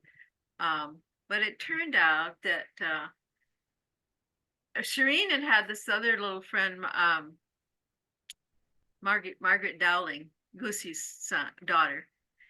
And the women had given both of the girls these beautiful little dolls.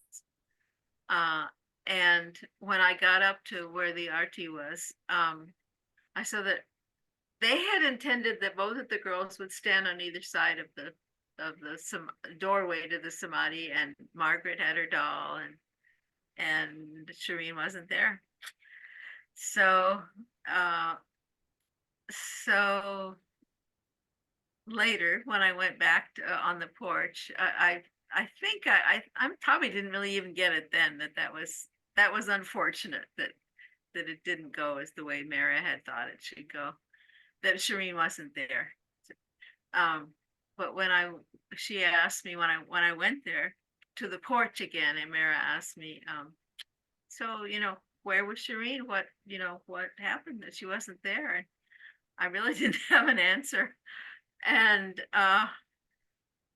and so she kind of stepped in. She said, "Oh, she must have had a bath or something. It wasn't a good time for that." She was just very diplomatic, I guess is the word. She didn't put me on the spot too long, but what to say? That was it was I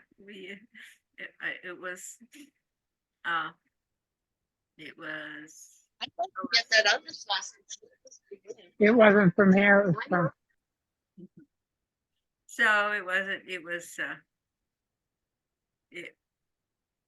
just we can't win them all.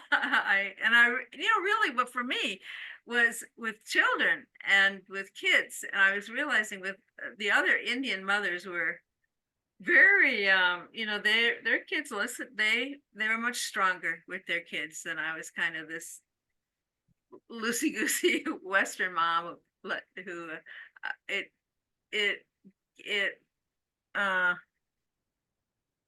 just pointed out to me that I could be stronger than I was. I don't know if I can say that right, but yeah, yeah, I guess that's all I want to say. All right, thank you. Thank you, Betty. I think Mehera had that way of gently helping us to kind of grow up a bit. We were all pretty young and just didn't know what we were doing.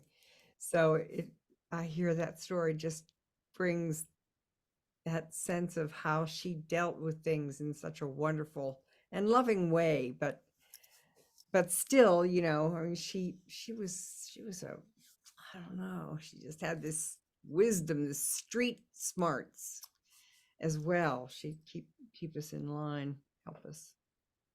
Beautiful story. Grace, she was just grace embodied. Yeah, ain't that the truth? Well, I'm Robert. I'll be with you in just a minute. I'm going to ask Marcia first because I think she hasn't shared yet. Honey, are you there? Yeah, I'm here. I've been listening to all your stories and I'm like, wow. But I never met Mehera in person, but staying at the Baba Center, I stayed in the guest house. And at one time I stayed there 10 days in a row and I slept in her bed. Right? And I was on the porch and I was rocking in Baba's hammock, And when I'd go to sleep at night in the room there, the whole house rocked like Noah's Ark. The whole house. It was like I was still rocking, and I was still rocking when I went back to Chicago. I would wake up and I didn't know if I was in Chicago or Myrtle Beach or in India, and I kept getting it all confused. But I kind of felt like for some reason we're all Mehera. And I good to myself, I'm the bad Mehera in this life, and I'm not to see that came to me, that I was like the Mehera that was like wild, and it was kind of crazy because I am sure this thing is embarrassing, right? Even that way. But yesterday I went to the video about Mehera at the meeting place, and it was put together by Heather and Adele, and I got to meet all of them. I'm Bonnie, and usually I fall asleep during the movies. Oh my goodness, did she go away again? Oh, she's Yeah, at the center. He's dropped. Yeah, the net Sometimes is yeah, it's the way the signal is on the center. Yeah, Yeah. there is. All right, so Robert, what have you got for us? Okay, well, first I'll show you a painting I didn't do, but I bought about 15 years ago. Spotlight you. This was by an artist named Jeffro. I've never met him. I bought it in the gallery. This is beautiful, very Yeah. amazingly beautiful, shining. Yeah, this was Anyway, I was still speaking, but my internet went off. So can I just finish? Because I'll be, because my internet. Okay, go ahead, honey. go ahead, Hold go ahead. on, But I Robert. want to share the. Go ahead. This is a picture in the room. I'm in the log, and this is the Bob I see in here every day. So it's like a gift. Oh, so beautiful, very beautiful. Oh, wow. Yeah. So anyway, the movie, watching the video was just fabulous. Yeah. And I'm always here with Gidget, and I couldn't bring her here this time. And it kind of brought me back to when I used to come here and I could just spend more time with Baba and everything. So it's been a lesson for me to let go, and to not be attached to things, even though, it's like Baba, everything that happens beginning of feel grow at this time, because this is it. This is now. The past, we worry about the past. It's gone. Future, we don't know. So we're just supposed to be happy, and everything that's going on is Baba's jigsaw puzzle, and it's coming together the way I feel. That's just my interpretation of. I didn't want to be babbling, so I'm babbling. So I didn't know where to start because I have so much stuff to say. So I'm going to be quiet now.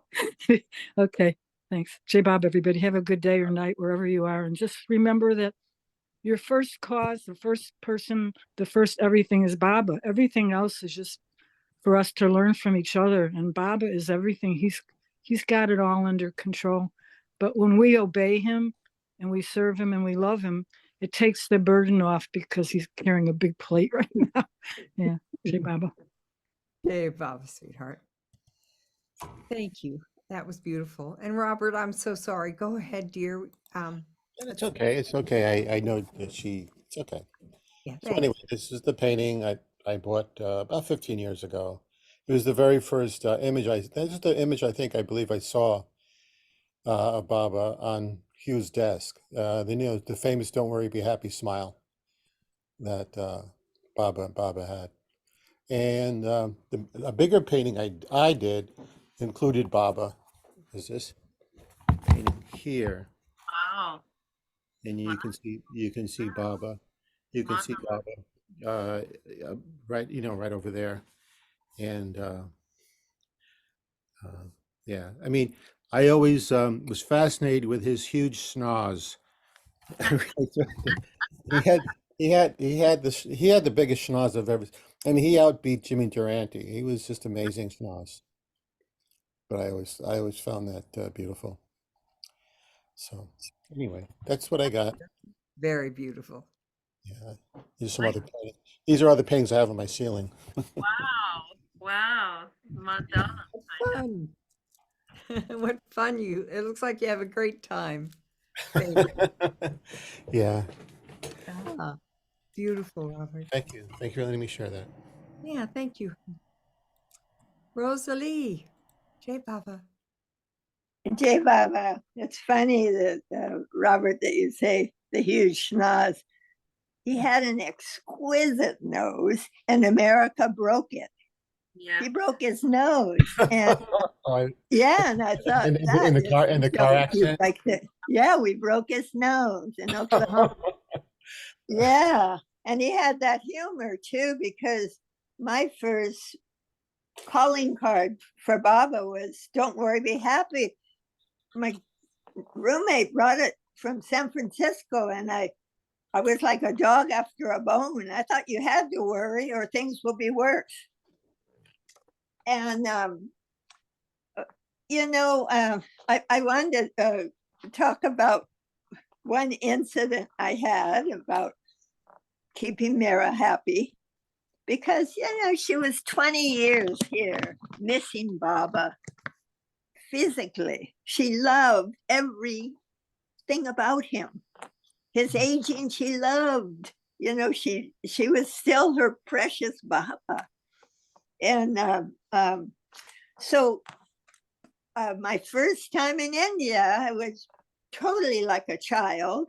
And to me, she was the mother, the spiritual mother that I didn't have. I had whatever was handed out.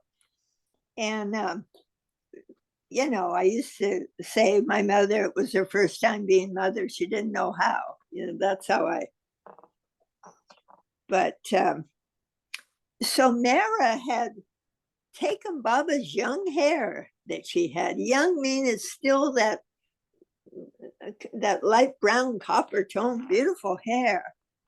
And she rolled it around, probably a little stick or something for somebody, to be put in a little silver case that, in fact, Shelley Marriage, that lives in India still, she had this case, and Mehera did this. And I was so excited, and I thought, I saw it in it was given to a man, actually. And I went to Mehera, I says, Mehera, would you do that for me? I was just so excited that she'd do this. And she went off on me like a lightning. You think I have nothing to do with my time, nothing else, blah, blah, blah, blah, blah, and I was so shocked. And it was like I was looking out a porthole, and the ocean, the tears had come up, and I don't cry easily, but I was like beyond shocked. And I heard Baba say, don't make Mehera unhappy. And then the ocean went back down, is all I could say. So, like, one never knows what is given, because God's giving everything. Whatever is the bump in the road or the smooth road. And I have to tell this one, because Mehera loved, I would say she loved my performance. She told me I was born to entertain, just out of the blue. And she'd give me time to entertain. Well, she gave me, this was Baba's last birthday celebration that she was present at. And she gave me 3 minutes to perform. And of course, it was a play. And by that time, a lot of people involved. And I was going to dance to this beautiful song. It's on one Pete Townsend's records. And it's called Mehera. And it's talking about, you can turn the darkest night into the brightest day. You do everything.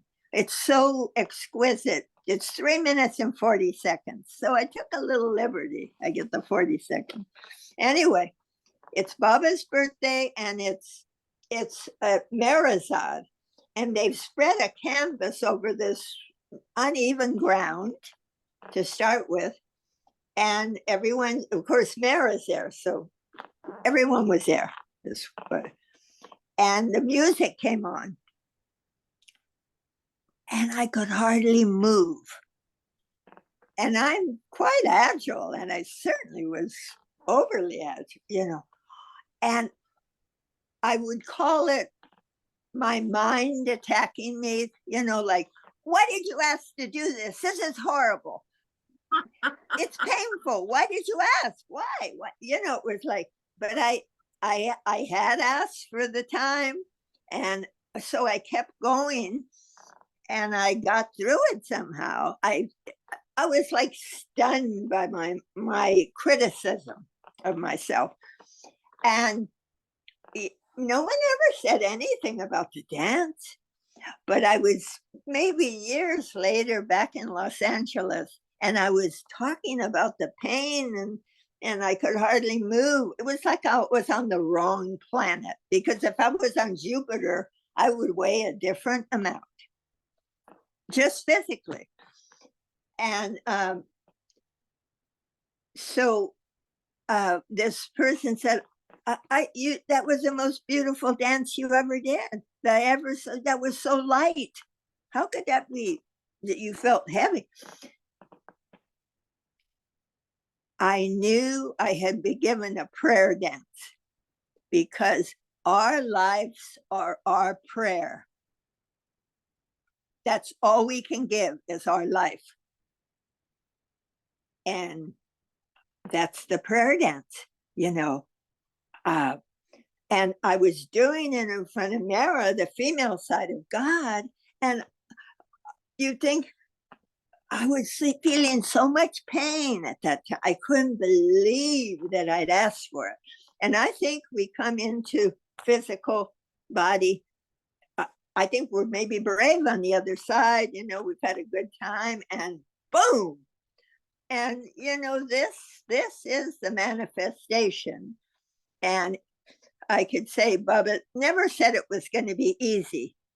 And as far as I'm concerned, is he was manifesting way back when he was walking. He even was 2 miles, about 10 miles from me when he came to Los Angeles. And I was in pain then. You know, it's like, he's always with us, and it's our prayer dance. I even had an altercation with someone. They says, don't make your introduction longer than your dance here at the center. And by golly, I've got to say about the prayer dance, because it's inconsequential. You know, you do something, it's like arty. You even if you croak out a song, that is your heart's giving. And the criticism by anyone is, you know, could be water off a duck's back. Anyway, I had to tell that one, because and I also have heard her, and this is a fine artist, Kersasp, Baba lover from the West Coast. He's actually from Lithuania. He brought her a bust of Baba's young head, and she says the tip of the nose is not quite right.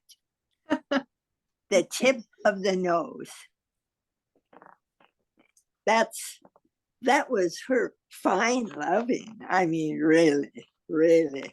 And, you know, and it's like, what did he learn like that? What do people learn by trying to reproduce Baba? They learn what they learn. Your life is your life. Yeah. And even whatever criticism comes. And I have to say, that's why I love the mystical language Baba's sharing this through Narina. And I will say one line from it. Man can only do what I in him enact. How could anyone feel guilty? Sorry, you know, I'm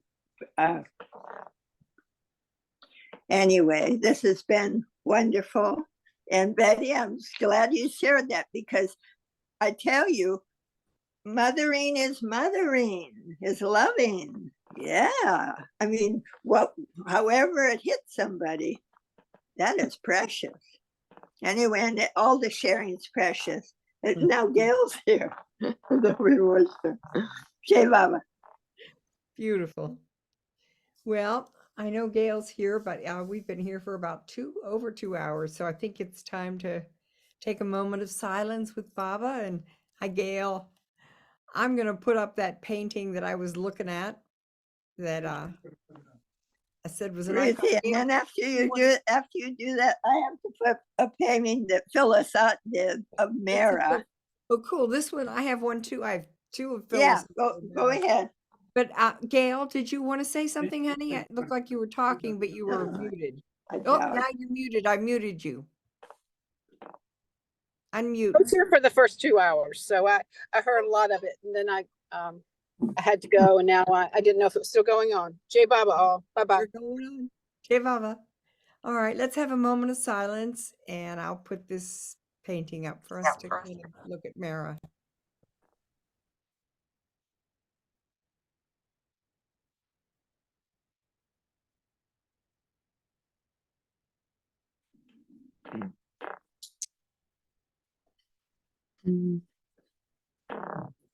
Oh, yeah. It's a painting, probably oil. Oh, yeah.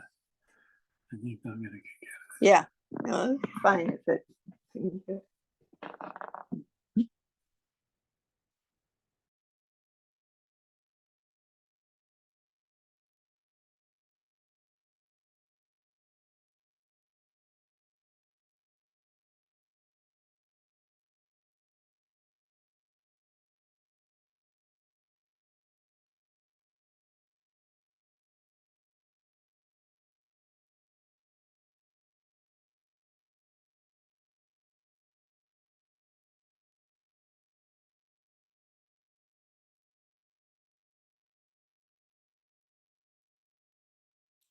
Jai Baba. Beautiful, Ruthie. Did you want me to show this one? Yes, Jonathan please. wanted it. I'm going to spotlight so we can see it. Very delicate painting. Oh, yes. Oh, that's a great one. Wow. It's watercolor, I think. I think you're right. Okay, let me turn that lamp off. We're going to turn the lamp off. Oh, that'd be helpful. Thank you. Yeah. Oh, look at that. Beautiful. I love it. I love it too. Leslie, her daughter, gave this to Jonathan. Oh, cool. I love that she put her in red. Yes. Beautiful. All right. It complements you with green because green was her favorite color. Yeah. Yeah, yeah. Rosa, did you want to say something here? Yeah, speaking of green, is Betty still here? Yeah. Because I sent Betty a photo I have of Mehera, and she is so beautiful and radiant in it. I'd love everybody to see it, and if people can get their email to me or maybe Betty, I would love for people to each have it. So if Betty, if you're available to spotlight it. Betty, I just made you co-host. Lucy, in the meantime, I want to say that it was beautiful hosting and very warm-hearted by you. Thank you. Thank dear. you. You're As always usual. Thank you. Wow, And I can't see you, you know, I've just heard a few Zooms that you said about your badness. I was thinking about it at home and saying, you know, I can't find anything bad about you. I don't think you were ever bad. Well, I thank you, but you've got a blind spot, darling. Betty, I think others would agree with me. You have to remove my spotlight. Oh, yeah. Okay. Yeah. Well, we like looking at you, Rosalie. All right. Betty, you're muted. She's looking, I think. Are you looking for that? Yeah, it's just my Chrome is really slow. That's Yeah, I'm okay. getting there. I got to open Oh, it. we're waiting. We're waiting. Yeah. Rosalie, I really love how you love Mehera. You're so enamored with her. And you're so one-pointed about it, and I really love that. So every time you talk about her, I love that. You go Well, there with I all your have- heart, and I you have say, very no. strong feelings for her. I met her in the Samadhi before I met her on the porch. Oh, And interesting. yeah, Jack Small took myself and 4 other people. And I didn't know how she was walking around. She was so inner when she would come to the Samadhi. I mean, like, whoa. And then I met her on the porch. It was very different, but Baba wanted me to see. Wow. Yeah. Yes. Yeah, I love her too. She's my Yeah. main woman, Oh, yeah. disciple. Yeah, no doubt. She's Yeah. beautiful soul and amazing. And I as well saw her as being God right in the first, And the from the beginning. mandali, I one thing I did note, like especially on Sunday, if you could get to see Mehera, when it was announced that Mehera was on the porch, I would just spring up because and in the one hand, it was hard because Eric and Mani would be at the same meeting. It'd be like this cosmic ping pong game going. Yeah, you have to tell yourself. But I thought, my pull to Mehera was so strong. It's like, wow, just no contest. And I never felt the wisp of, you're leaving? This is, not an ego resistance, like, what I'm sharing this great, it was like nothing. So they would encourage. They would say Yeah, the porch is open now, so they would tell us it's open, and they would never, they would always encourage us to go, even in the middle of what they were sharing. Like, just like this, she's the queen, yeah. Becky, did you get the picture? Oh, you know what, Ruthie? I'm sending it to you. It's not letting me screen share. I don't know why. All right, send it on. Sure, okay. Oh, and just a mention again, I had said earlier, Erwin Luck is going to be speaking tomorrow morning at 10:30, so that should be lovely. That's a very, very good speaker, Robert. He met Baba when he was young. He and his brother made the journey, a very difficult journey to get to Baba. And he's a great talker about Baba and very special. He's always light and funny. Yeah, funny, yes, and simple and not philosophical and direct and very beautiful, down to earth. And if you get on his like mailing list, his email thing, those are so good. He comes out, the comedy and and the truth of it, it's so beautiful. Yeah, we're still recording. Do we have to record? I'm gonna stop right when we show this picture because I wanted this to be part of. Can I get it from here like this? No. Okay.